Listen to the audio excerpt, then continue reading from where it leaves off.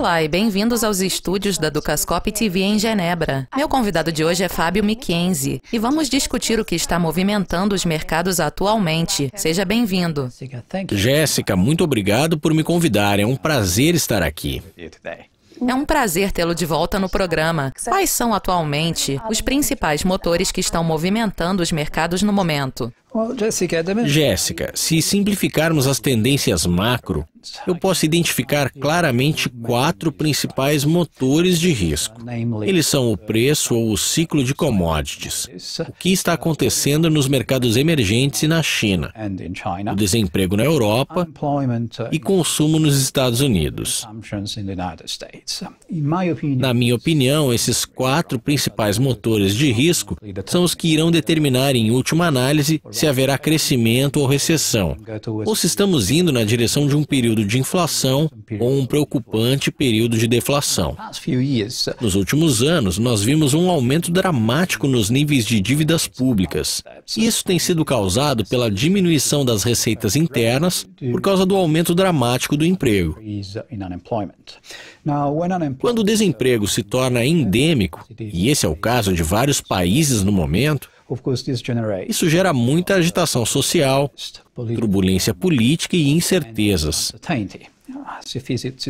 Nós testemunhamos o que aconteceu no final de semana com as eleições e a mensagem clara dos eleitos sobre não conseguir cumprir as demandas.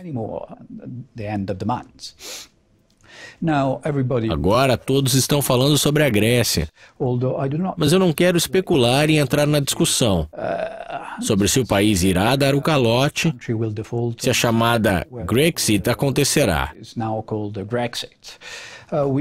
Nós também poderíamos discutir os ciclos de commodities e o porquê dessa crise dos preços, motivada principalmente por uma desaceleração dos mercados emergentes. Nós poderíamos nos concentrar na China, que está deixando de ser o líder da Ásia enquanto a Índia cresce. Eu gostaria de falar da renda fixa. Os mercados são em sua maioria influenciados pelas ações dos bancos centrais. E nós vimos que houve muitas tentativas por parte dos bancos centrais de tentar estimular a economia, que ainda está ficando para trás.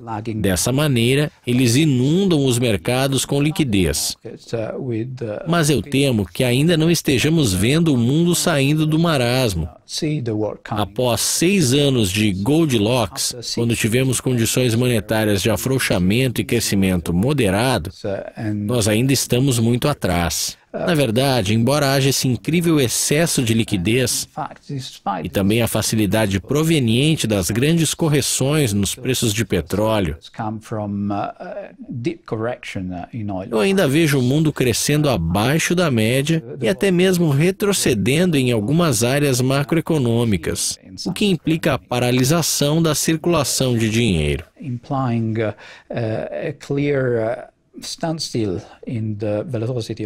Por isso, eu não estou percebendo nenhum risco inflacionário, mas sim preocupantes sinais de deflação. E os bancos centrais, governantes e investidores estão muito atentos a isso.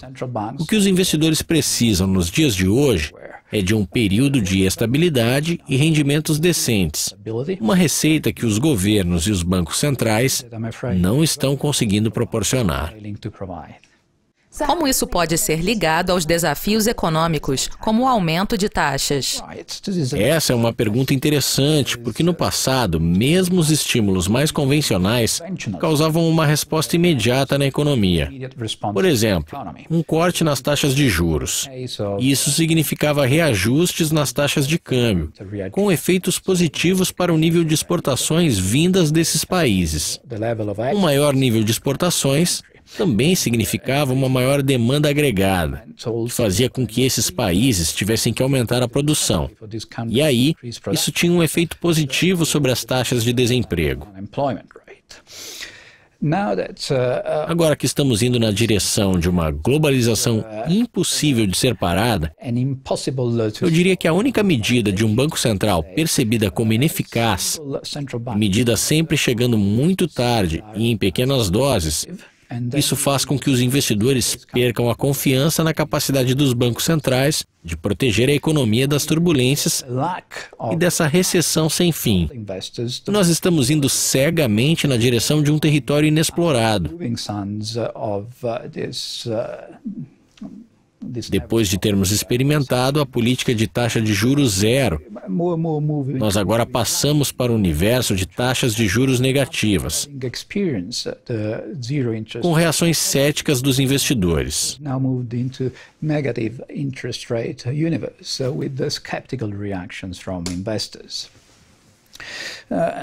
Agora, em um esforço para seguir em frente e renovar a confiança, qualquer dado econômico um pouco mais positivo é anunciado como um grande ponto de virada.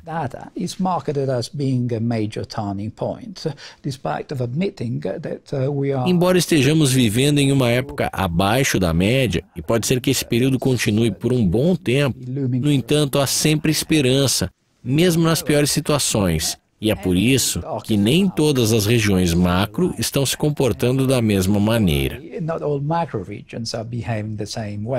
Eu acredito que os Estados Unidos estejam liderando o caminho de uma recuperação morna. É por isso que os mercados acreditam que o Fed será o primeiro a aumentar as taxas de juros. Será o primeiro a aumentar as taxas de juros, enquanto o Banco Central Europeu e o Banco do Japão continuarão fornecendo liquidez ao mercado e tornando as condições monetárias mais frouxas. Agora, se o Fed tiver sucesso em normalizar as taxas de juros sem comprometer a fraca recuperação, nós podemos pensar que as coisas estão se normalizando e que o pior já passou. Essa é a minha maior esperança. Como as ações do Banco Central podem influenciar o universo de renda fixa? As ações dos bancos centrais criaram enormes distorções no mercado, que afetam todo mundo e todos os setores. Nós podemos chamar isso de desigualdade de riqueza. Podemos chamar isso de monetização de desequilíbrios fiscais, ou mesmo guerra de moedas. Mas o que afeta realmente os mercados de renda fixa é crowding dos mercados.